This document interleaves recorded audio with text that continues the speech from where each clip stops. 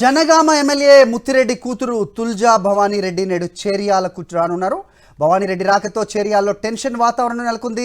తండ్రి కబ్జా చేసి తన పేరిట రిజిస్ట్రేషన్ చేసిన భూమిలో నిర్మించిన ప్రహరీ గోడను 2 రోజుల క్రితం భవానీ రెడ్డి కూల్చేశారు. ఆ భూమిని మున్సిపాలిటీకి అప్పగిస్తానని చెప్పారు. ప్రస్తుతం ఆ స్థలంలో అంగడి బజార్ ప్రారంభోత్సవానికి భవానీ రెడ్డి హాజరవుతున్నారు. అయితే తమ భూమిలోకి అక్రమంగా ప్రవేశించి కాంపౌండ్ వాల్ కూల్చారని రాజుబాయ్ ఫిర్యాదుతో పలువురిపై ఐపీసీ 447, 427 సెక్షన్స్ కింద కేసులు నమోదు చేశారు పోలీసులు. ఘటనపై మరిన్ని అప్డేట్స్ మా కరెస్పాండెంట్ విజేందర్ ఇస్తారు. విజేందర్, ఏంటి అక్కడ పరిస్థితి? భవానీ రెడ్డి అక్కడికి రాబోతున్న క్రమంలో ఒకంత ఉద్రిక్తంగా ఉంది వాతావరణం అనేది అప్డేట్ ఏంటి? మీ దగ్గర ఇన్ఫర్మేషన్?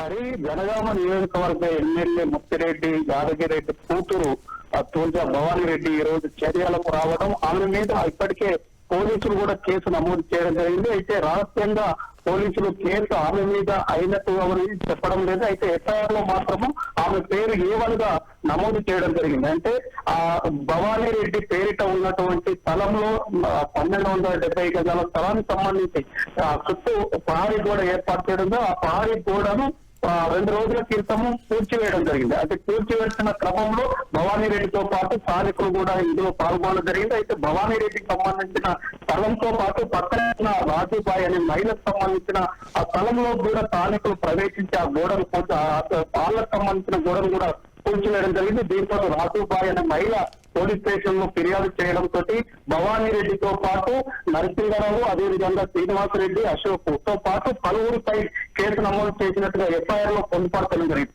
కానీ కొద్దిసేపటి క్రితం చేర్యాల సిఐ సత్యనారాయణ రెడ్డి మాత్రము భవానీ రెడ్డి వెళ్లిపోయిన తర్వాత ఈ రాజుబాయికి సంబంధించిన స్థలంలోకి వేరే వాళ్ళు ప్రవేశించి గోడను కూర్చారనేది మాకు అంటే విచారణ తేలింది. కాకపోతే ప్రస్తుతం అయితే రాజుబాయి ఫిర్యాదు మేరకు కేసు నమోదు చేసినట్టుగా ఎఫ్ఐఆర్ లో ఉంది. కానీ భవానీ రెడ్డి పైన కేసు అయిందా కాలేదా అంటే పోలీసులు మాత్రము స్పష్టంగా చెప్పడం లేదు. కానీ ఎఫ్ఐఆర్ లో మాత్రము భవానీ రెడ్డి పైన ఏవలుగా నమోదు చేయడం జరిగింది.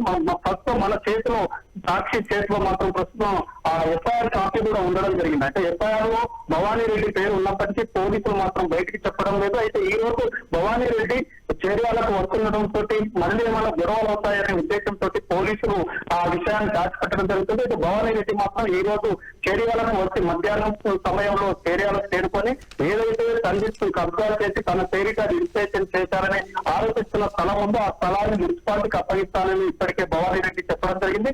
ఆ స్థలంలో ఈ రోజు అందరి బజార్లకు ప్రారంభోత్సవానికి సంబంధించి స్థానికులు ఆహ్వానం మేరకు ఆమె కూడా వచ్చి అక్కడ కొబ్బరికాయ కొట్టే పరిస్థితి. అయితే ఇప్పటికే ఎఫ్ఐఆర్ లో కేసు నమోదైన నేపథ్యంలో ఆమె ఏమైనా అరెస్ట్ చేస్తారా లేకుంటే అక్కడ ఏమైనా గొడవలు అవుతాయనే ఉద్దేశంతో పోలీసులు దాచిపెట్టడం జరుగుతుంది. అయితే అరెస్ట్ చేసే అవకాశాలు ఉన్నాయనేది నేపథ్యంలో పెద్ద ఎత్తున వీళ్ళ మద్దతుదారులు కూడా అక్కడికి చేరుకోవడం జరుగుతుంది. అయితే ఈ నేపథ్యంలో అక్కడ ఒక టెన్షన్ వాతావరణం నెలకొన్న చెప్పవచ్చు. ఎందుకంటే ఇప్పటికే తండ్రి మీదనే పోరాటం చేస్తున్న భవానీ రెడ్డి అక్కడ స్థానికులు సపోర్ట్ చేయడము, అదేవిధంగా ఇప్పుడు పోలీస్ కేసు కూడా నమోదు కావడంతో ఒక రాజకీయాల్లో మాత్రము కొంత టెన్షన్ వాతావరణం నెలకొందని చెప్పవచ్చు. Hari, right, okay, thanks for the inputs Vijender.